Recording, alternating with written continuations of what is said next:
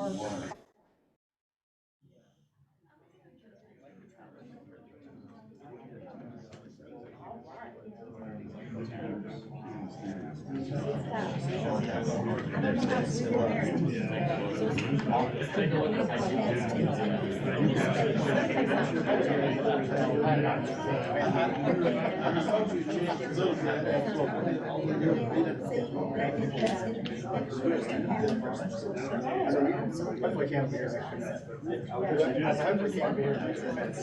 right on.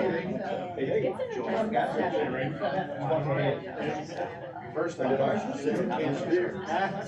Whenever I feel like I'm not sure we can do that.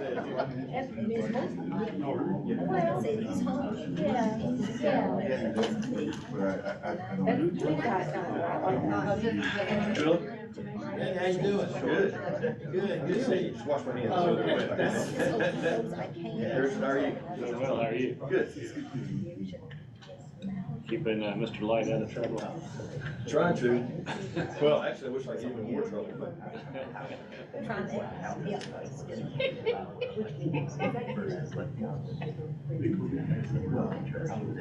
Good morning. It's good to see you. Thank you.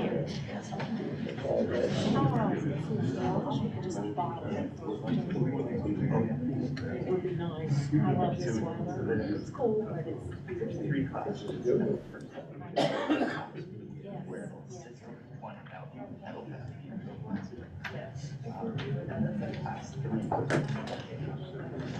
I just want to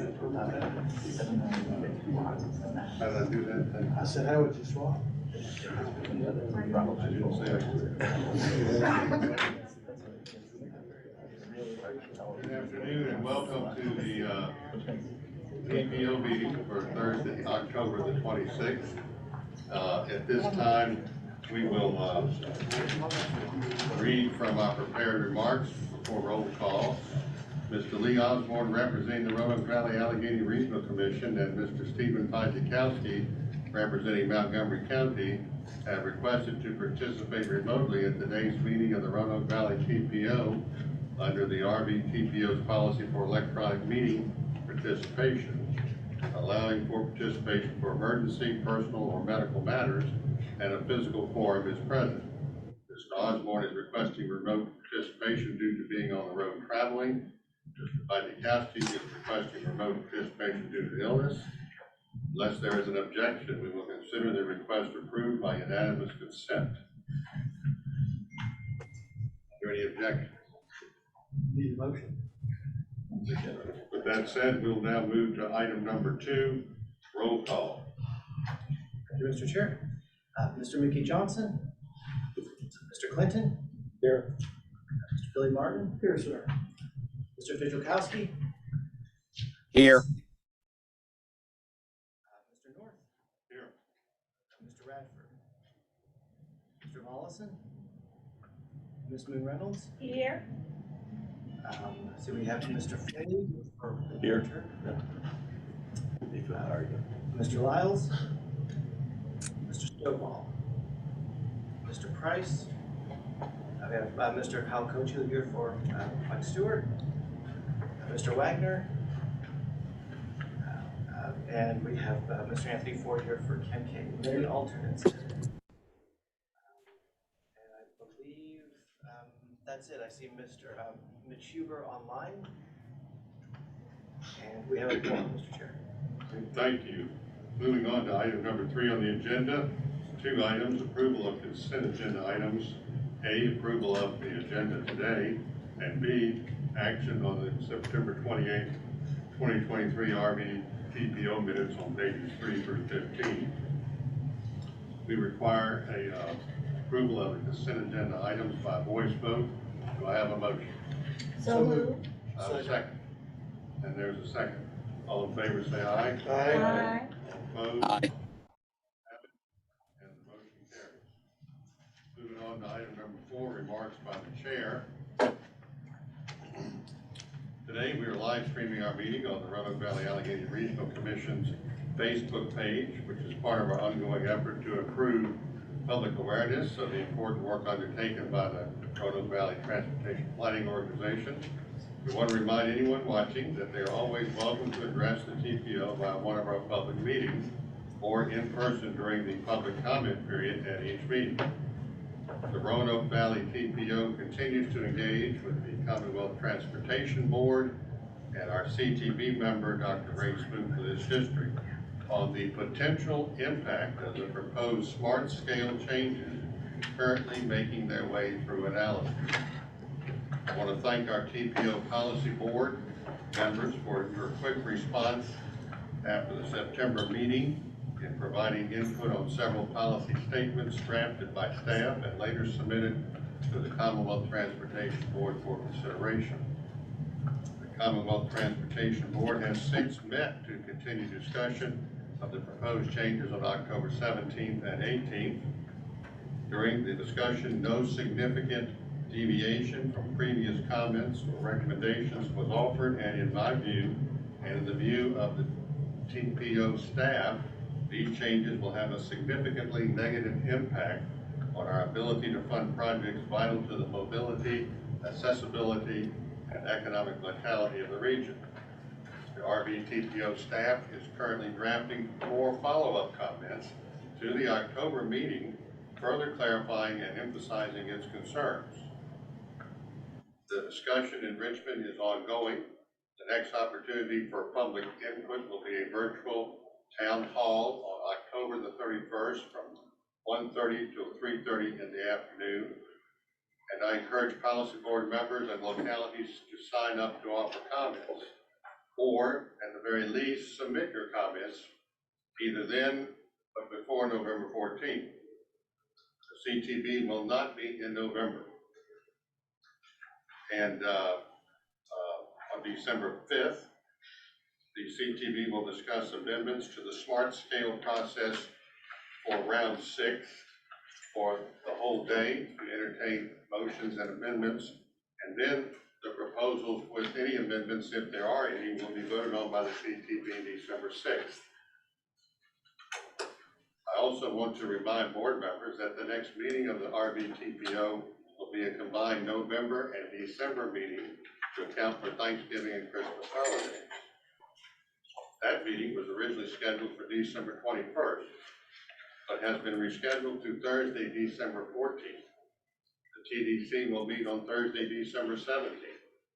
You will receive the usual agenda packet and calendar invite for these TPO new dates and TTC dates with weeks. And with that said, those are my comments. I'd like at this time to have Tori give us some updated comments on smart scale and the recent draft that we are now working on. Tori? All right. Good afternoon. Thank you, Mr. Can everybody hear Tori back there? Yes. Thank you, Mr. Chairman. I think he covered pretty much all the essential points. To Ken King's point at the last meeting, the clay seems to be hardened, but we are exploring opportunities with Dr. Smoot and continuing dialogue to see how we can perhaps make some tweaks to some of the recommendations that would allow us to preserve our ability to obtain funding for some smaller projects, particularly bike ped and safety related projects. He mentioned the virtual meeting on October 31st at 1:30. Would encourage you to work with your locality representatives to either submit comments or even sign up for a speaking portion of that town hall program. If you have any questions, we're going to try to keep everyone updated as we learn more from Dr. Smoot and other organizations that are concerned about these potential changes across the Commonwealth. So, anybody have any questions? I think we're going to wait until the end to get any more technical details if anyone has any questions. Anyone have any questions for Tori? Again, I think we're assuming that everyone that participated as a voting member remembers the survey we sent out with the 6 questions, I believe it was. That was the thrust for the letter we wrote back on October 9th, I believe it was. Was it the 9th? Was it before the CTB? Yes, so it was about that. It was about that. The week previous. But anyone in this room listen to the CTB meeting? Ken, you and I the only ones that know it. Michael too. Well, gee whiz. I'm proud of y'all, because you know what? We'll never get that 2 hours back to we invested in that meeting. It's 3.5. Oh, you're stand and listen too. I kept moving it along. If you can bear the sound, the Mickey Mouse sound, you can speed it up and listen to it in a faster time. So In chipmunk language. that's right. Which is typically the way I will listen to them. It's a little I hear faster you. paced. So Every minute counts, and you don't have 3.5 hours, you gotta do it in 2. I will just tell you this, by the tone of that meeting, there was only 3 commissioners that spoke out of 17 commissioners, I think there were. Secretary Miller ran a dynamic meeting, and he kept saying over and over again, everyone needs to speak up. I don't want a commissioner speaking up for 3 or 4 commissioners. And he said that, you know, nothing's perfect. We may not get this right, but we'll have another chance to down the road. Well, that's after round 6, which means 2 years. And who knows, he probably won't be the secretary in 2 years, after 2 years, who knows? At the end of the day, it sounded like to me they had their marching orders and they were marching to the beat of we're gonna change things from. Even though since that meeting, now that some of the CTP members have had time to digest all the paperwork that they didn't get until, I guess, the day before, they're having some second thoughts from what I'm hearing, but who knows how it's gonna play out. So, if you have any questions, we'll get to it at the end of the meeting on comments. And I expect we'll have a few. All right, thank you very much, Tori. Moving on to item 5, review and consideration of project scope change for Elizabeth Greenway, pages 16 through 19 of your packet. The chair recognizes Allison Stinnett. Allison? Thank you, Mr. Chair. Allison, you want to move that microphone down there a little bit? There you go. Yes. Thank you.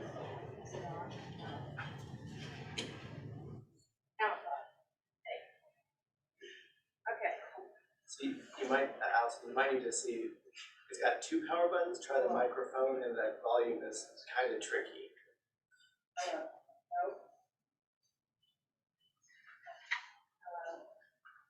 See if there's a power button on the microphone itself. Sorry. Okay. All right, so thank you. This item is talking about the review and consideration of the project scope change for Elizabeth Greenway. And I just wanted to set up this topic a little bit to give background before we get into the changes.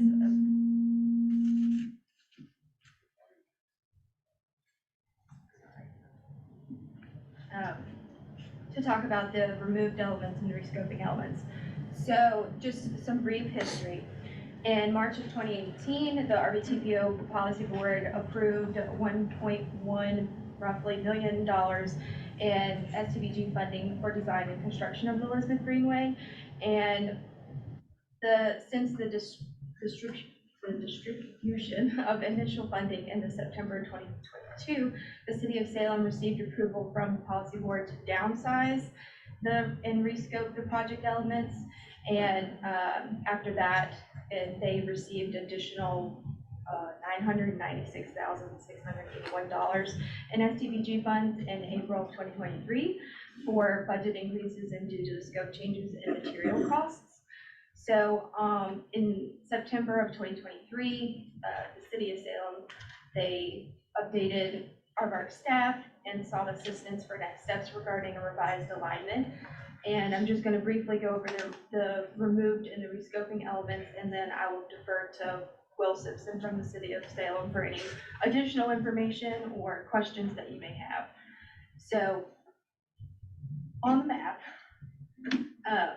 the removed elements are the red line. So that includes a 5-foot sidewalk and bike lane along Corporate Boulevard, a 5-foot sidewalk and sharrows along Texas Street, and a shared use path continued down the north side of Texas Street. So these are the removed elements. And then the rescoping elements are the green area shown here, And that would include a 10-foot shared use path that would traverse from Idaho Street and connect to the Civic Center parking lot. And the path would continue down through the south side of the street to connect to Litchford Turnpike. So I will defer to Will Simpson if you have any additional information that you would like to share. Is that okay? Thank you, Allison. So basically, we, the city talked with Roanoke College, and in Roanoke College, we talked to them about starting to get easements for the portions that we needed from Roanoke College. And that's when they approached us about possibly realigning this through their portion of the campus. And so we started looking at the entire thing through there, and they wanted to have a connection down to the stadium because Roanoke College is going to start playing football in a couple of years. And so they wanted to have a dedicated path down to the stadium through there. So we went back through there and looked at it. We were able to work with our engineers and get this back to a more greenway trail-like system. Whereas going down Corporate was going to require sidewalks, and down Texas, it was all going to be 5-foot sidewalks with bike lanes and sharrows.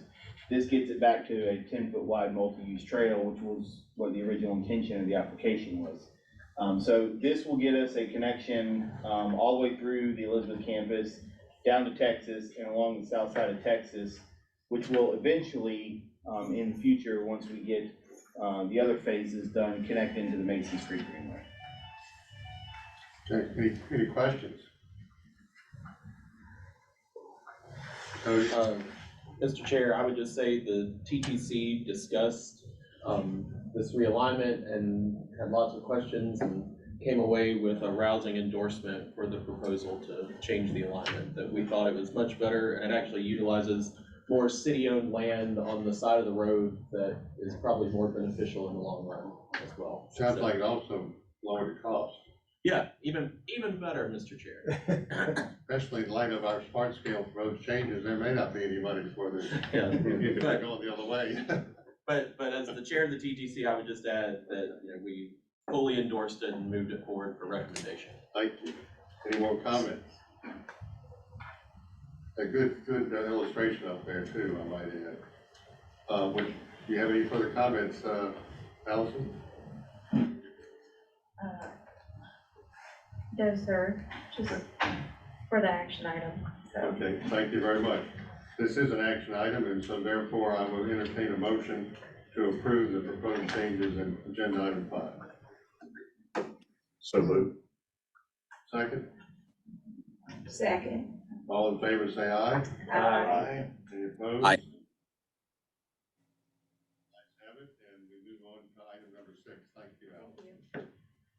Item number 6, removal of the FFY 2024 through 2027 Transportation Improvement Program as a component of the 2045 Roanoke Valley Transportation Plan found on pages 20 through 21 of your agenda package. Chair recognizes Brian Hill. Brian Hill. Will be joining, he is also on 6, so Oh, he is okay. going to spare us, and will be remoting in here to present. Okay. Good afternoon. Thank you, Mr. Chair. In your packet, you've hopefully read or skimmed the memo that I wrote on this topic. And just a background, as you all remember, on January 26th of this year, the board adopted the 2045 Roanoke Valley Transportation Plan, the RVTP. With the intent of, and subsequently did adopt on April 27th, the Transportation Improvement Program, which is the TIP, as a component. This was a new thing, if you will. So the 2024 to 2027 TIP was adopted later once we received information from VDOT regarding the projects. this combination of the two, the attempt here was to provide more transparency with regard to grouped projects in the TIP. And if you recall from several discussions we've had in the past, group projects are those that are like projects that VDOT and the Fed combine for paperwork reduction purposes and just to make things easier on the agencies, to make things easier on the applicants, the project managers, so that there aren't a variety of perhaps time-consuming administrative or regulatory amendments and adjustments. So the majority of our TIP has typically been grouped. In fact, I would say 99.99%. So the idea was to make those projects more transparent, because it was felt that sometimes that there wasn't visibility of those projects versus those that were either in other programs such as Smart Scale or TA or SCBG, and were more prominent. So in so doing, the idea again was to have the individual group projects in the RVTP, but remain grouped within the context of the TIP. And within a combined document, you can imagine eventually, as I'll tell you, that provided a little bit of confusion and challenge. So the we kind of fast forward to June, and staff performed a routine look at after the 6-year improvement program adoption, a look at what projects had changed, and then we used the new methodology, the sliding scale that we used for the TIP, we used for the RVTP, and we found that there were 60 adjustments that needed to be made for simply grouped projects. Well, one thing that we've known and understood that VDOT handles those groupings, and so we being staff would never receive a request to amend or adjust an individual grouped project. Now, for an individual grouping, if it exceeded a sliding scale amount, that would be different. That would trigger an amendment, but that's not been the case. So as a result of this administrative review, we took a look and said, well, my goodness, that causes quite a bit of administrative work and time for staff. It could also, depending on the timeliness and individual phases of an individual project, it could potentially slow down projects. So we started looking at what we could do to essentially reverse that. So in looking at a variety of tips and talking to folks, we discovered that there is no such unified document of any NPO in the country. So we felt like that was something to note. And in looking at the federal code, it is intentional, we believe, that there are similar requirements for the RVTP, the Metropolitan Transportation Plan, and the HIP in the federal regs, being separate. So again, we felt like that they should remain separate. So we, in chatting with our partners at VDOT and FTA, we determined, number one, that there is no precedent in federal law that for such a combined or unified document, and conversely, there is no guidance for how to undo that, if you will.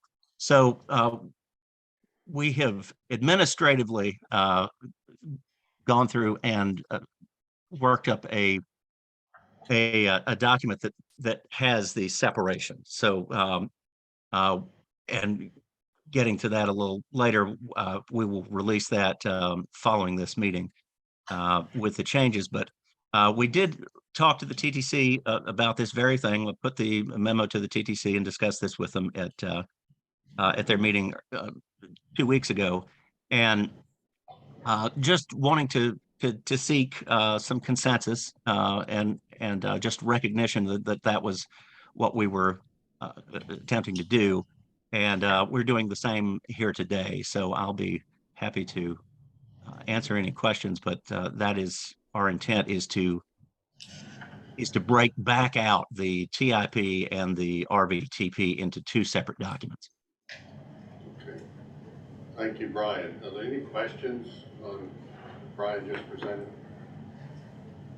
Sounds like an efficient thing to do, and I think we probably did more than we bargained for or needed to do. So, good catch. No actions needed on that, so there being no questions for Brian, we'll move on in the agenda to item number 7. Item 7 is I-81 committee update. I am the representative from Regional Commission and TPO for the I-81 Commission, which is charged by the Code of Virginia to meet once a year. We met last year in July here in Roanoke, and this year we met in October in Lexington, Virginia at the Horse Center. In that meeting, we heard from VDOT financially as well as about the I-81 corridor improvement plan. I will just say one thing that stood out was that the cost per mile is anywhere from $34 to $35 million, $34 to $35 million per mile, which means if you're working on both sides of 81 north and south, that's double that for each mile, or for the 2 miles, a mile on the south and a mile on the north. So it ain't getting any cheaper, folks, that's all I'm gonna tell you. And it's also dangerous out there working for any of the workers, whether they're state or contractors, with all the risks they face every day or every night. So I want to give you just a brief, I just took some of the slides from the presentation that are in the packet. I just want to go through them very quickly. These were selected from all the slides that were presented just to give you a taste of what the update was on the plan. This first part came from Dave Covington, who's the engineer on the VDOT 81 Program Delivery Director. You go to that presentation, can you do this on your, do you have it loaded over there? I do not have this loaded, but Okay, it's in your packet if you want to follow it along there. The second slide dealt with project development. Firstly, there were 18 projects in design last year in July. This year, there were 11 last year. This year, there's 18 projects in design. Last year, there were 15 projects under construction. This year, there are 6. Now, up and down the whole corridor in Virginia, there's 64 projects. And so, as of now, 34 of those projects, a little more than half, are already completed. In the Salem district, which is our district, completed projects, as you can see, included Troutville Rest Area, southbound entrance at Troutville, exit 89 in Pulaski, and 3 curb improvements south of Draper and south of Natural Bridge. Projects under construction right now are 137 to 141 northbound and southbound, which were 2 projects bundled together for savings. It's nearly 50% complete, but it's not supposed to be complete until January 2026. Under the finance report from Laura Farmer, which was an excellent report on the 81 corridor finance situation, just an overview, chapters 1230 and 1275, the various House bills in the 2020 session established and authorized the sale of bonds with an aggregate principal amount not to exceed $1 billion. It also changed localities contributing to the fuel revenue for I-81 fund to those through which I-81 passes, or cities wholly encompassed by a county through which I-81 passes. It also provided allocated funding through interstate operations and enhancement programs, which I believe are the federal funds. Funding sources include the fuels tax, which I understand is 8.8 cents a gallon for every gallon of gas you buy along the corridor here in this area, as well as other parts of the state. All that money goes in to leverage the debt service and pay as you go. There's also money from, as I mentioned, the Interstate and Operations Enhancement Program, which, as you see here, receives allocation equal to the ratio of vehicle miles traveled, which they refer to as VMT on I-81 by vehicles class 6 or higher, to the total VMT on all interstate highways. And that may provide funding only for pay as you go. So you can see that there are various sources funding I-81 improvements through 2033. In the next slide, you'll see the revenue performance and projections for the different buckets. And you'll see what we've done through 2023. It's almost 800 million. And then going forward each year through 2029, you can see how the monies add up. That by the year 2029, we will have put in $2.8 billion. And this is from all those programs that fund I-81 improvements. The remaining debt planned for the program is assumed from TIPIA funds, which are federal funds, and they carry a 2.5% loan rate, which is very reasonable. Proposed structure allows for various program benefits, and the repayment term on those is 35 years after substantial completion. It allows VDOT to fund things and advance projects along the way. The next one is a picture of the current 81 program of $3.1 billion, fully funded by a mix of those programs, food fuels tax, and the interstate fund as well. Nearly $1.9 billion in additional projects can be supported through 2040 after the current program is completed in 2033. Most funds available after 2033.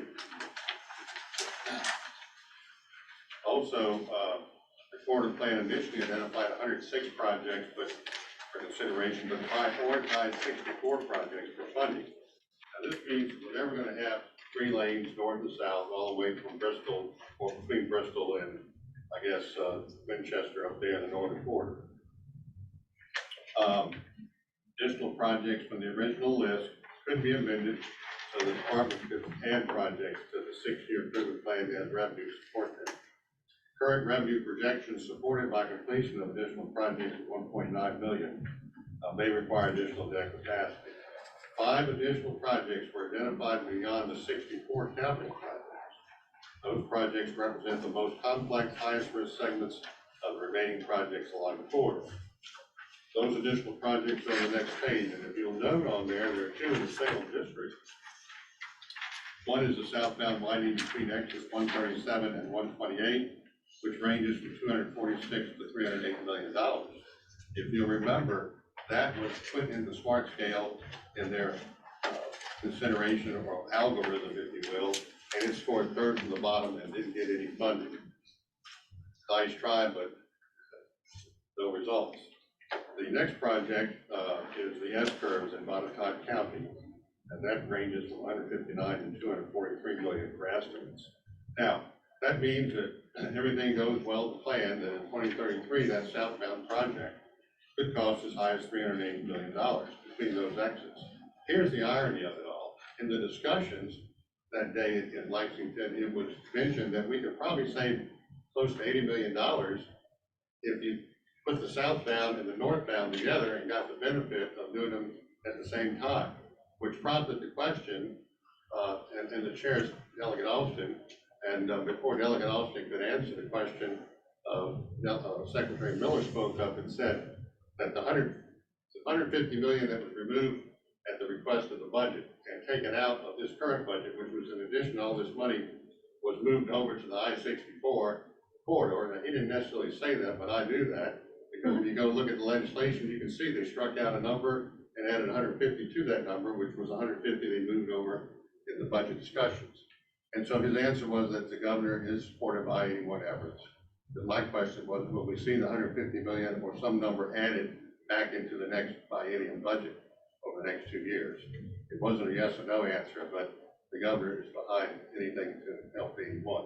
I think it's going to depend largely on what we're seeing in funding. In the current first quarter of this budget year, July, August, September, the state revenues are coming in at $412 million, or 35% over budget. So that's good. And so they're going to watch that in the October, November, December timeframe, report out on that, and then into next year as well. And the state was conservative on their money when they did the budget revision because they anticipated a slow first quarter in the economy, which the way things are going now, no one's seeing that, but I think there's a nagging feeling that something's going to slow down in the first quarter. Maybe just a slowness, if you will, and not really a serious economic decline. So when we get these projects done, these 5 that you see here should be on the list to tackle in the future. Unfortunately, if this was my railroad, which this is not a railroad, but I've worked in the rail industry, if we realized some potential savings to do the southbound side of the track to the northbound, we'd probably go on and do it if the board of directors approved. Because if you're going to save 80 million today, can you imagine what the cost savings would be in the future? So why wouldn't you go ahead and do it now? Because in the future, you're going to spend maybe even more than those numbers up there. Now, one of the questions that also was asked was, what about the financial numbers that you saw in that earlier chart? Did they take into account electric vehicles? And the perception of the staff is that electric vehicles don't have the infrastructure to support electric vehicles by 2033. That's going to seriously impact these numbers. So just to let you know, don't worry about EVs. They've got enough problems of their own right now. Never mind the fact that they can't sell them at the high prices they got. But where are you going to go charge them? Because there's not enough infrastructure in place up and down the corridor. And in summary, updates these project estimates reflect market conditions, debt assumptions, refined project scoping, etc. Revenue and allocations that support 81 improvements continue to remain strong to support project delivery. That's good. Capacity for additional projects will begin to be available from the program's current funding sources in the 2030s. So there you go. You got the 2023 update on the I-81 corridor. Do y'all have any questions? If I don't know the answer, I'm going to defer to Ken King. Ken, did you want to add anything to this? I think, you've done a great job, I think, summarizing some of the information shared.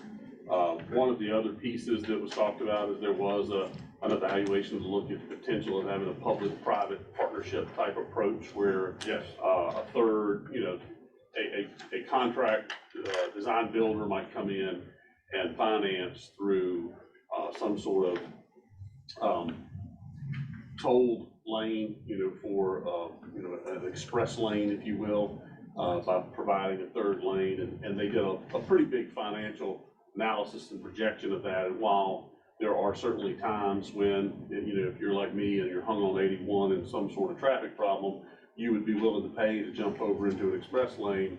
I guess fortunately, the length of that and the frequency of that is not so common that it actually works out financially to be something that is viable for an entity like a public-private partnership player to come in and do that work.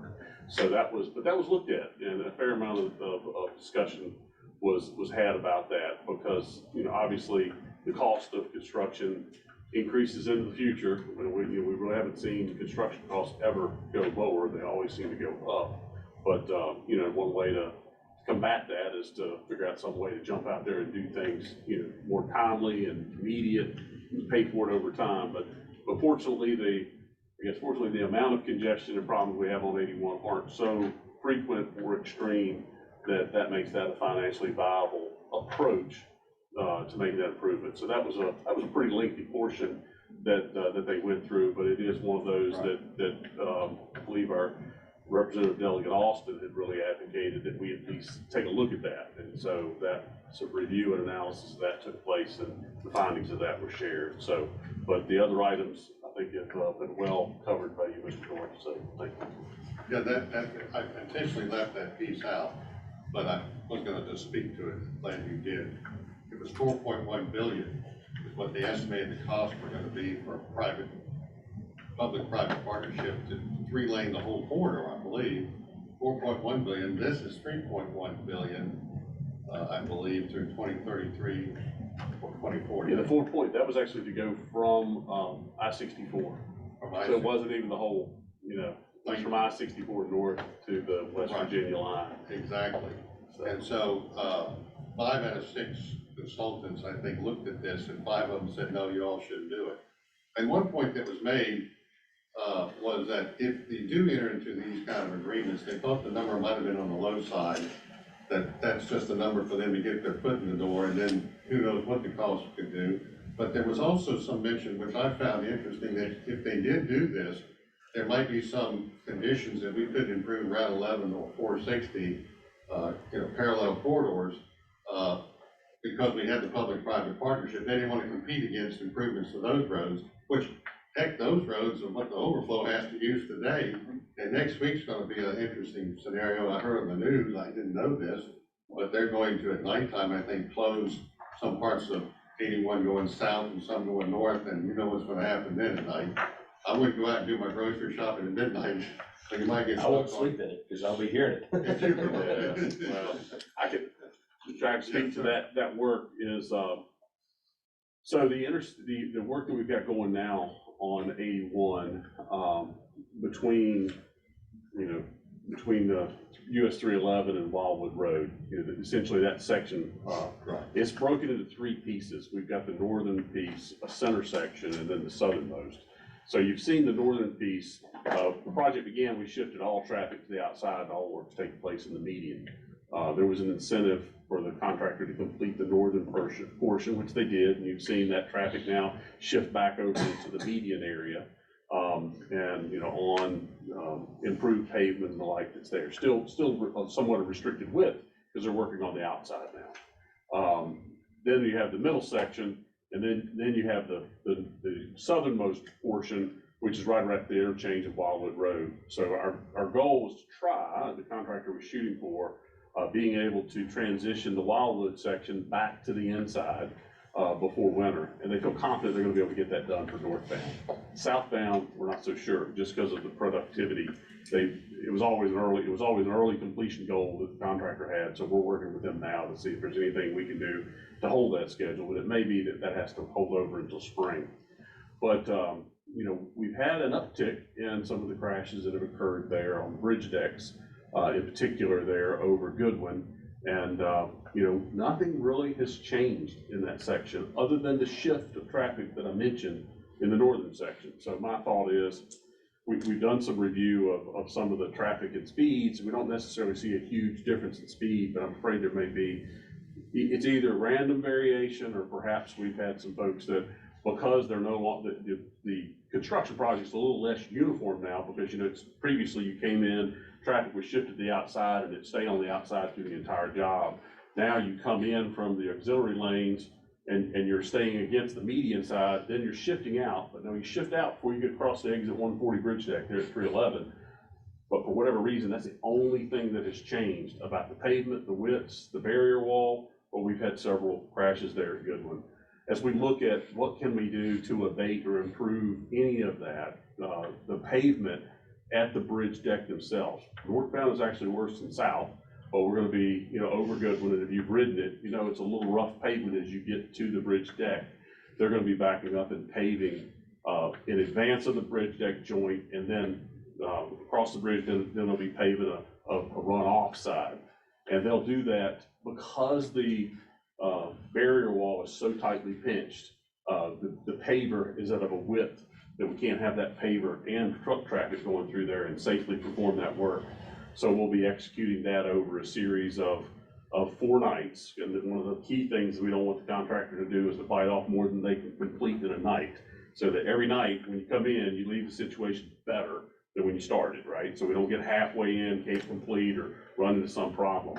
So that's one of the reasons for 4 nights and not trying to do all of it, in 2 nights or that sort of thing. They'll come in, they'll mill pavement leading up to the bridge deck joint, and they'll pave that.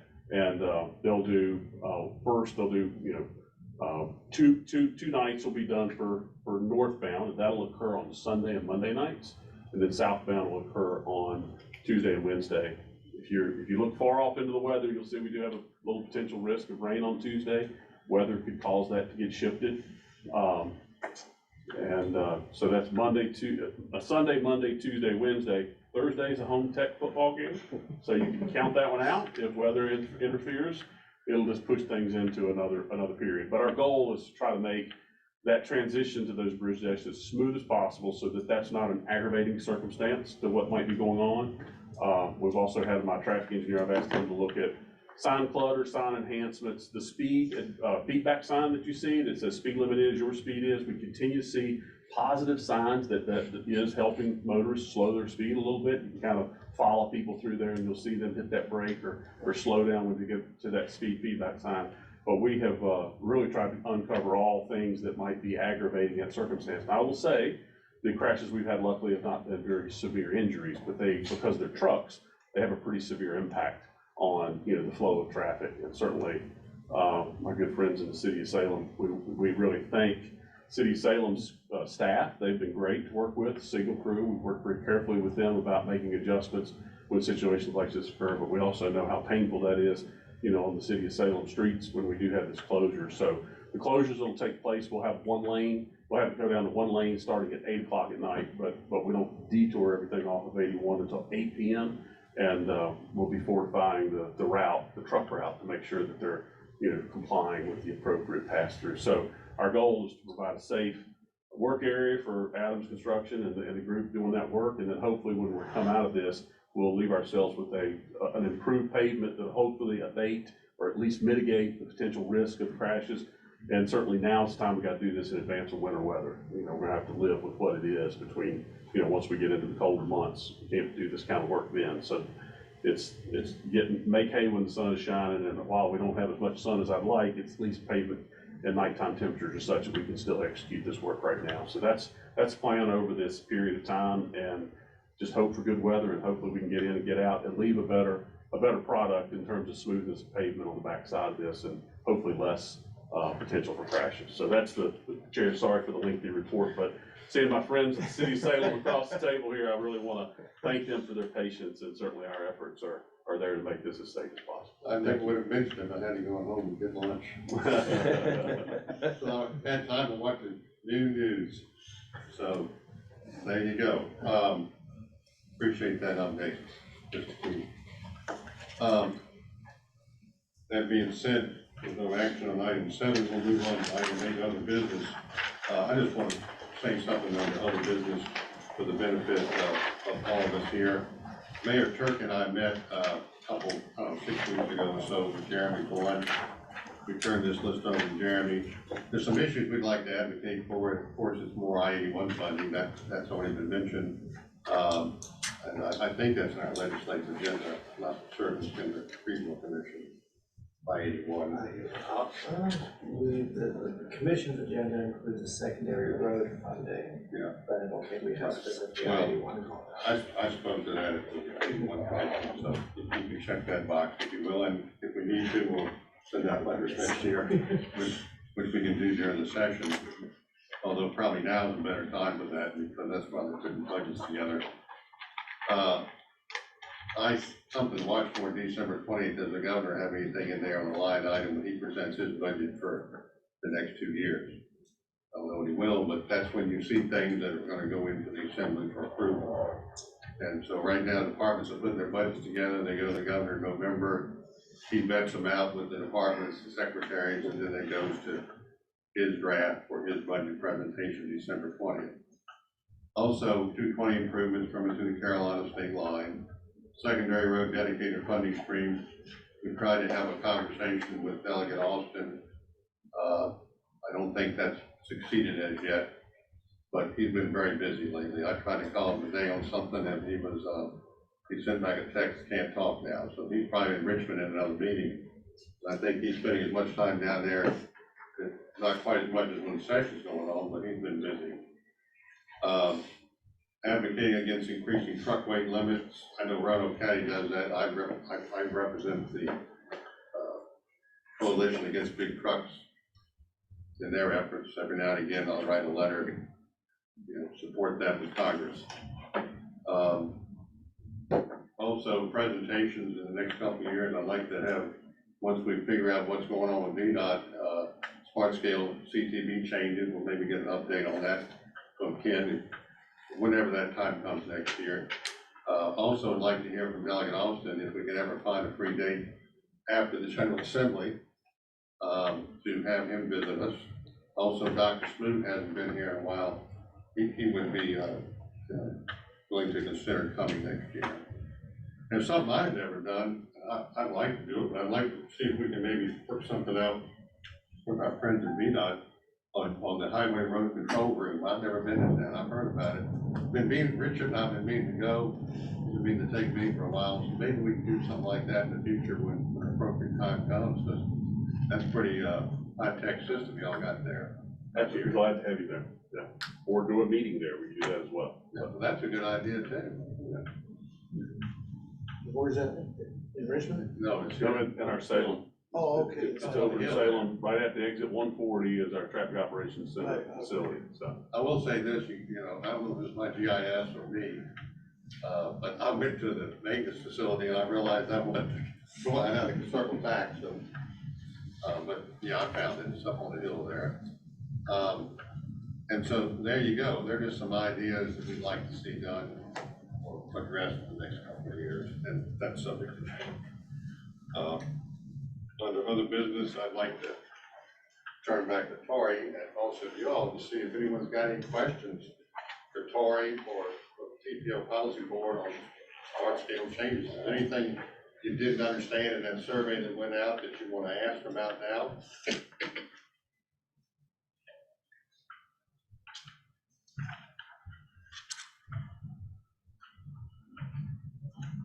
Barbara, if you don't stand up and talk, I'm gonna know you're not feeling well. Go ahead. I am not a voting member or a member of the TPO, but I would definitely like to let you know that bicycling and greenways and trails are an important economic part of the Roanoke Valley, and for you to remember those when you're talking about transportation, because there's bicycle legislation in the General Assembly this year too. But the reason I'm here today, and I am multitasking, women multitask, and I'm looking around, I can see many of you all multitask, that Congressman Klein did town hall meetings this fall. And so my husband attended. And he said, we really need to work about the safety on the Blue Ridge Parkway.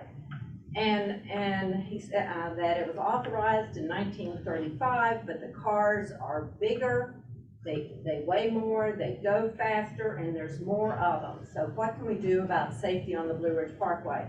Now, this has been an ongoing concern for a long time, but Congressman Klein said, that's right, I have this and this, and so his office contacted the Blue Ridge Parkway, and many of you that have been part of the discussion know about receiving letters back from Lisa Brandon. Well, I got volunteered for the Blue Ridge Parkway, and so I was at a meeting with Lisa, and I said, Lisa, I know you're just the messenger. Well, I'm just the messenger too, because there's other people that have concerns about the safety on the Blue Ridge Parkway. And so Lisa wrote back to Jennifer Faulkner and Klein's office and gave what she normally says, and some of you have received a copy of that letter. And then I received a letter from Darby, who is on Congressman Klein's staff. And Congressman Klein is on the Judiciary Committee and the Appropriations Committee. And the appropriations for 24 has already been done. Because I'm thinking, well, if the Parkway's not going to listen to me or to you, and I'm hoping that you all will make a statement, then maybe they'll listen to the congressman, and he's on the Appropriations Committee. And this spring, the Appropriations Committee is going to do funding again for possibly the Blue Ridge Parkway, and thinking that maybe we could encourage them to add white edge lines along the parkway to add safety for that. Oh, you probably didn't know what I was talking about, did you? This is regarding safety and adding white edge lines on the Blue Ridge Parkway. That north of the Blue Ridge Parkway is the Skyline Drive and the Shenandoah National Park. They have white edge lines. South of us is the Smoky Mountain National Park, and they have white edge lines. Natchez Trace, that was authorized in 37, has white edge lines. That every national park that I know about has white edge lines, but the Blue Ridge Parkway justifies their reasoning for not having white edge lines because the parkway is to blend in with the landscape. And I am saying that, yeah, that was really good in 1945 when cars couldn't go as fast and didn't weigh as much and there weren't as many of them. So they're doing repaving on the Blue Ridge Parkway. And I have always had an understanding that when you did repaving projects that you added amenities. VDOT, like, I'm encouraging them to add paved shoulders. Well, I'm not saying anything about paved shoulder in the Blue Ridge Parkway, but a white edge line would really be nice. So that's where we are now, and it's gone from Darby, getting back with us, and so would love to hear what the regional commission thinks and you as localities think about supporting the tourism and economic outdoor brand of Roanoke by encouraging the Blue Ridge Parkway to be safe. Thank you. Thank you, Barbara. Let me just mention, I was at a site development meeting this morning with Jason Gouvet, Executive Director of the Virginia Economic Development Partnership. Roanoke regional people sponsored it at Hotel Roanoke, and there was about 5 different site developers around the country who spent the last 3 days here. And one of the things they mentioned that's driving growth in our area and attractiveness for new business is our region's outdoor amenities. And so to that point, you know, people move here to work here virtually. In some instances, companies locate here because people can work sometimes at home, sometimes in person. And it's mostly the generation Gen Xers, they call them. That's the current, 20 to 30-year-olds now or something like that. I'm the over the hill gang, so I have to go. There's a definition somewhere for Gen Xers and all their attributes. I think we're on Gen Y. Well, what? I'm a Gen X. Yeah, I think I'm Gen X, yeah. That's like 73 or. I'm gonna look at that definition. I'm gonna look at that definition of Gen Xers again. Something's wrong with this thing. But anyway, people are moving here for our attractiveness, and that's our brand in large part. And so you wanna, want to use that to grow the region in terms of jobs. And those folks like the outdoor activities and the freedom and the beauty of the area. So, safety on the parkway is surely important. But one thing you need to do on the parkway is need to asphalt that parkway because there's some potholes on that parkway. If you don't believe me, drive up there with a new set of tires and see how it works.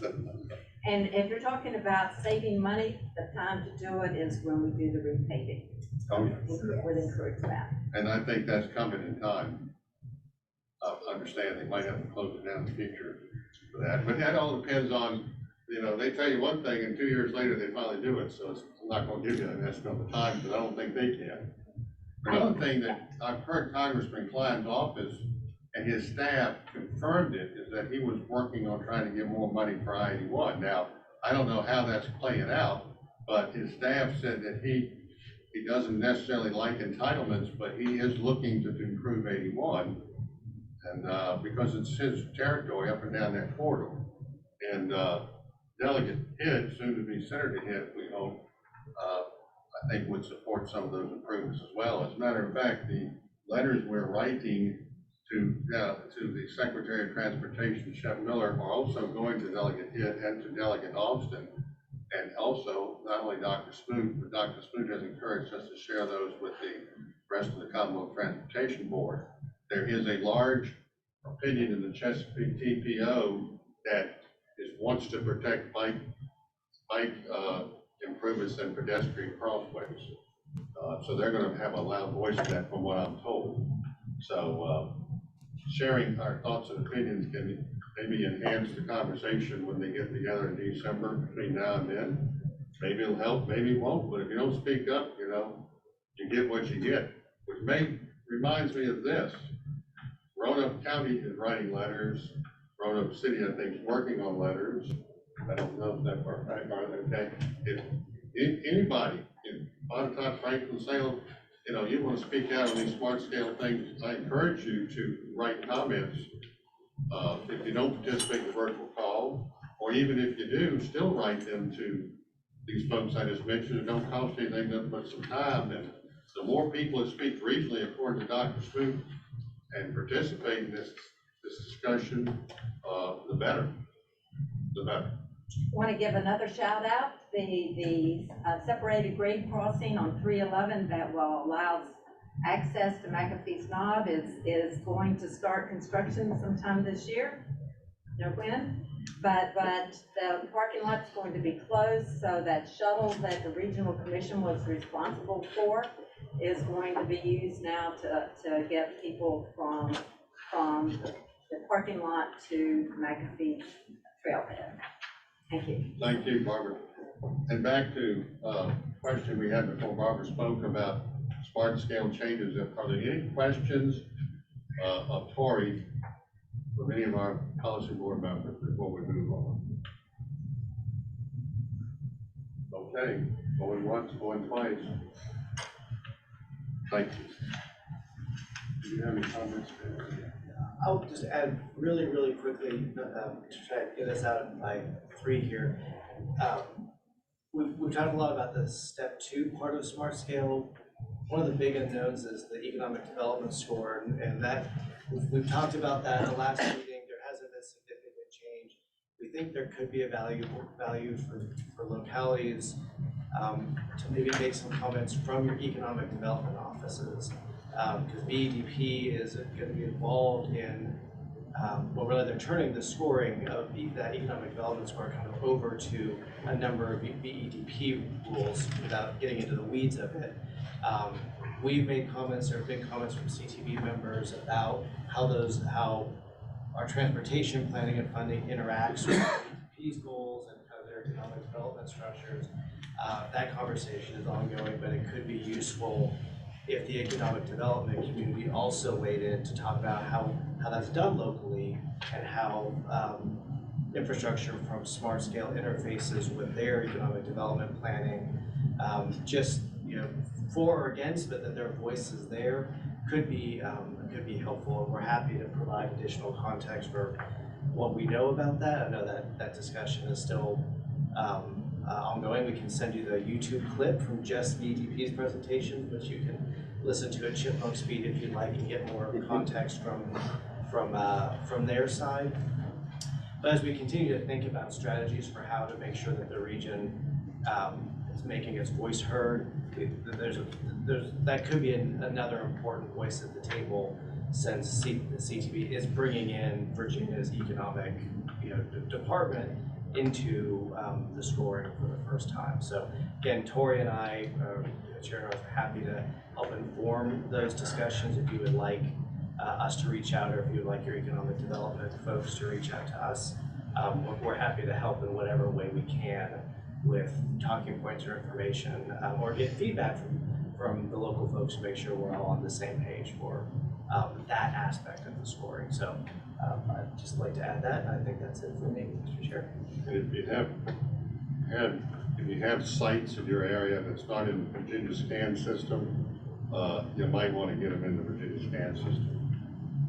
If you got plans for pedestrian and bike crosswalks, and you're planning on advocating for the commission, TPO, or your own local government to submit smart scale applications for those specific type projects, you better pay attention to what's going on, because you might not be so lucky going forward. And I'm looking right over there at you, Cody, because you got something planned in Benton. You're on lower speed limit 25. By the way, I cannot get up the hill to the bridge going 25 in my automobile. I gotta be like Fred Flintstone and stick my feet out and push a little harder to get up the hill. So that's my 2 cents on that, but just want to let you know that you need to speak up on that, because if these changes go in with no regard to pedestrian bike trails. You know, don't want to say I wish I'd have done something, not that one person's voice will change, just we need to get more people speaking from the same hymn book, because it was $14 million of improvements on Plantation Road in Roanoke County that played a large part to the consideration of getting 1,100 jobs and the expansion in Wells Fargo. It wasn't the reason, it was part of many reasons, but you know, that's the economic benefit that we see, and if that's taken away from us, then we're out of luck, because we're gonna have to do those on our own dime, and I'm not sure we got that kind of money in our budgets to do so with other things in demand. So just something to think about. Moving on to item number 9, comment period by board members and the public. This is the time for you all to speak. Anyone online got any comments? Anyone in the room? Mr. King? Mr. Chairman, there's one other milestone point I'll share that's good news, and that is the Interstate 81 improvements between 581 and exit 150, you know, which will be the biggest project that we have in the I-81 improvement program. The procurement process started last week with that through the issuance of a request for qualifications from possible design builders. The way that works is later this calendar year, we'll have a short listing of 3 firms that we see as being the most responsive to that, and then we go through a request for proposals from those.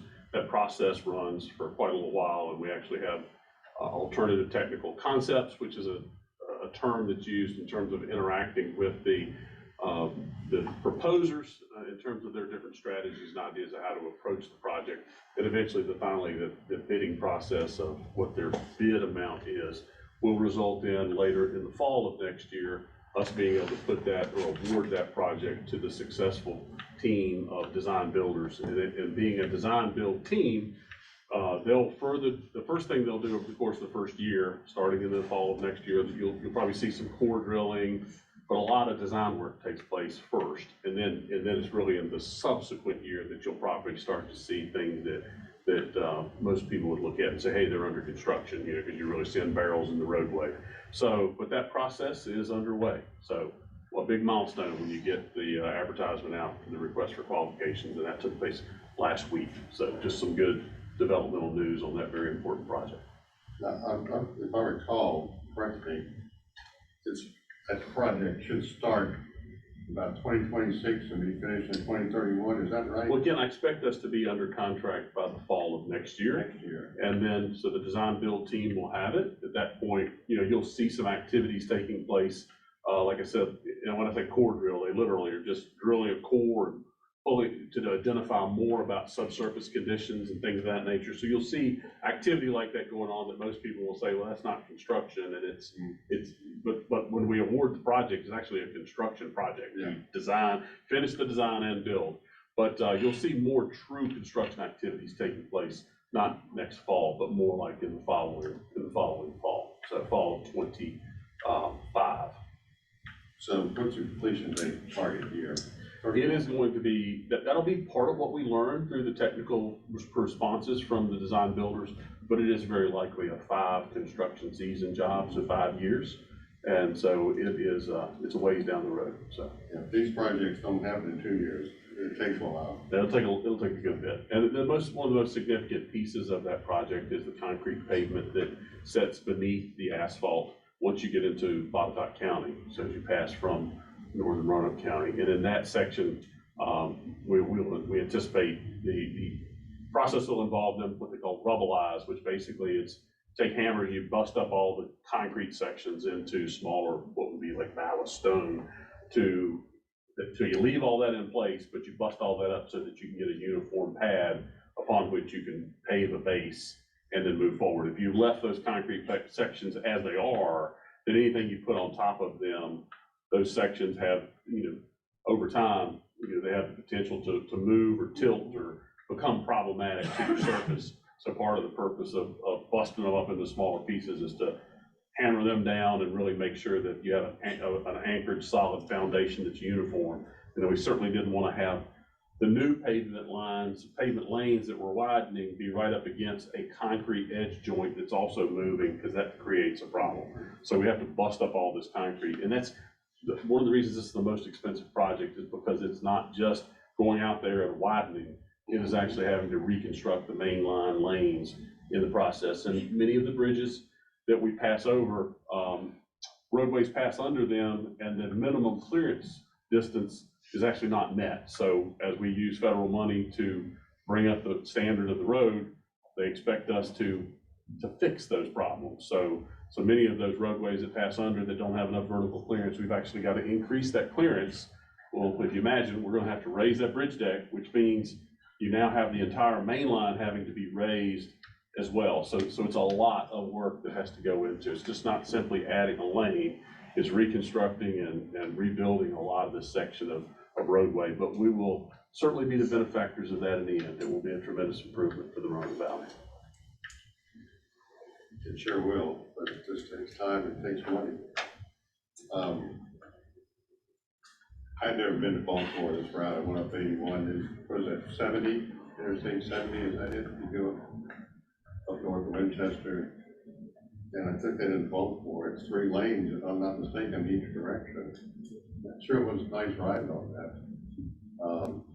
Pretty fluid drive. And when I was doing that, I was thinking to myself, what if 81 was 3 lanes all the way? Just what a difference it would make. But I don't know. I guess Maryland had more money, or they did something years ago before that we didn't do. And anyway, they're the benefactors of it.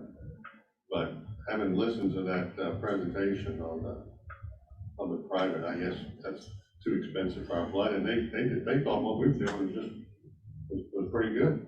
Rationalizing the projects and doing 3 lanes where needed and where it wasn't needed. Because there are some places that you don't really need it up and down the corridor. At least that's what I'm hearing.